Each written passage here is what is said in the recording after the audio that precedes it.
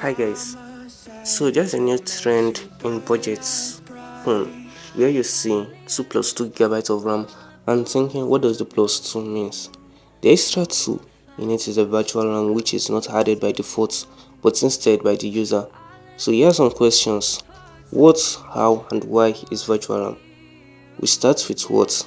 As you know, the RAM of a phone literally means management of the phone memory. The RAM, random access memory, for all that is being stored in the storage of the phone, that is the read-only memory, ROM. That's why the bigger the RAM, the better its management. Sorry for diverting.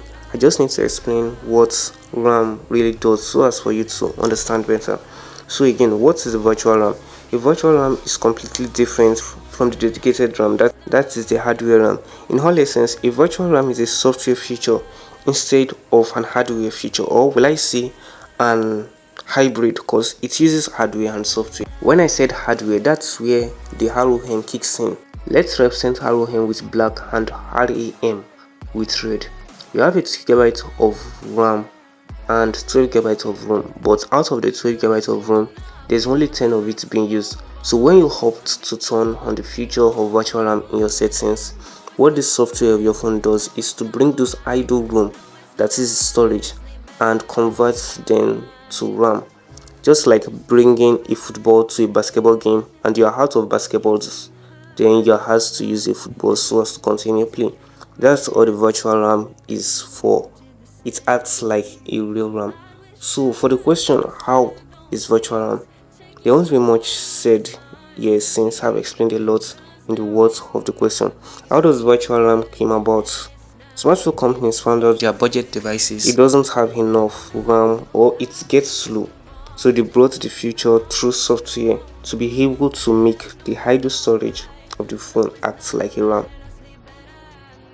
Then the why of the question. The reason virtual RAM was brought up was said in the how part of the video but wasn't said enough. Why virtual RAM? Have you ever been in a mobile game or want to start a demanding mobile app and it takes very long to start? That's because your RAM is taking care of other things in the background. Let's take for example, let me do a bit of football. You're a midfielder, then suddenly a defender gets off of your team for bad tackle. Then you have to play both roles as a defender as and a midfielder. So trying to cover up for him, you're now playing two roles, that is multitasking. What happens is, number one, you get tired. Number two, lack of efficiency kicks in. So same with the RAM of your phone, it takes care of background apps, which makes it very hard for it to keep up with what you are doing currently. Then that's when the virtual RAM gets in. So what the virtual RAM essentially does is to take care of the background app and let your hardware RAM, that is the real RAM, to take care of the mobile app you are trying to open at that moment. This will make your game less lagging and give it a smoother play. Let me add some sugar on the icing, or is it icing on the sugar? Don't mind my English. Do note that virtual RAM difference isn't day and night, as your phone performance is down to a lot of hardware, from the CPU to the type of RAM. We have the LPDDR4X, the LPDDR5X and 5T and so on.